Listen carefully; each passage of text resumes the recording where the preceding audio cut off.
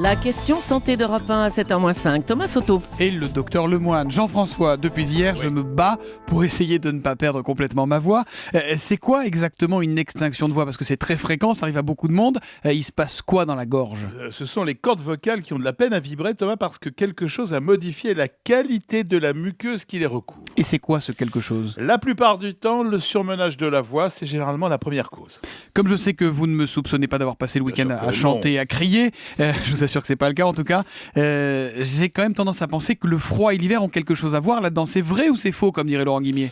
Vrai, et je le prouve, comme dirait Laurent II, parce que c'est la saison de l'autre grande cause d'extinction des voix, les petites infections banales, comme les rhinopharyngites, les laryngites, les trachéites, qui sont dues à des variations brusques de température entre l'intérieur et l'extérieur, tout comme l'air sec véhiculé par le chauffage.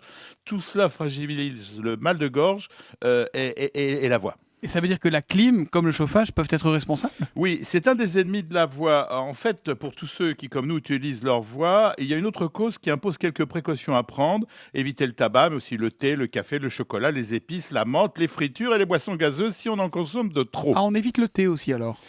C'est pas pour vous, là. C'est parce que ces boissons provoquent un reflux gastrique acide. Surtout, c'est ce qui explique la voix éteinte et cassée du matin. Parce que lorsqu'on est couché, cette acidité remonte et vient enflammer l'arrière des cordes vocales qui ont leur besoin d'un peu de temps avant de fonctionner normalement. C'est pas votre cas aujourd'hui, mais c'est le cas chez beaucoup de gens qui ont des voix cassées le matin. D'accord. Alors vous dites qu'il faut éviter le thé, le tabac, le café, le chocolat, les épices, la menthe, etc.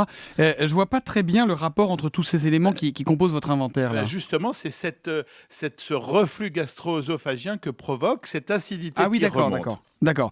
Donc si je comprends bien, rien de grave, même si ça dure. Non, surtout pas. Si ça dure au-delà de quelques jours, les cordes vocales peuvent être abîmées, présenter des polypes, voire plus. C'est clair que lorsque ça tarde à disparaître, il faut impérativement se faire examiner par un médecin. En attendant, quand c'est une simple inflammation, on prend de simples anti-inflammatoires? D'abord, Thomas, il faut mettre votre voix au repos. Et croyez pas qu'en chuchotant, elle va aller mieux. Les chuchotements ajoutent un grand stress sur les cordes vocales. Le plus simple, c'est d'éviter de parler, surtout de téléphoner. 24 heures de repos, c'est un minimum pour ne pas endommager ses cordes vocales. Dans tous les cas, pas d'exploit dans les 2 semaines qui viennent, donc pas de PSG au parc. Non, il n'y a pas de risque. Et les trucs de grand-mère, ça marche, docteur? Alors, les trucs de grand-mère, vous voulez dire comme le morceau de savon sous le peut-être. matelas? Non, tout ce qui peut faire dégonfler rapidement les cordes vocales, c'est bon. Donc pour vous, effectivement, du thé bien sucré, par exemple.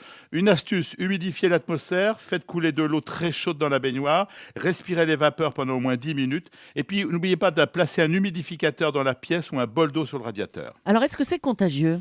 Elle s'inquiète, Julie. Ah oui, je suis à côté de lui, là, à moins de 2 mètres. Quand la cause est infectieuse, oui, mais heureusement, toutes les cordes vocales ne vont pas réagir de la même façon. C'est un des mystères de la nature qui explique pourquoi vous allez probablement ne pas perdre cette très jolie voix, Julie, mais vous pouvez quand même garder votre masque. Et dites-moi, les pastilles adoucissantes, là, il y a des pubs tout le temps pour ça? Bon, si un bonbon vous fait plaisir, Thomas, je ne vais pas vous en priver de plaisir. Hein. D'accord, le plaisir, mais ça sert à rien. Mais surtout, mettez votre voix au repos. Hein. Oui, dans 2 heures. Ça va être difficile. Oui, mais n'oubliez pas que je suis là avec les pastilles. Merci, docteur Lemoine. On vous retrouve demain à 7h-5 pour la question santé.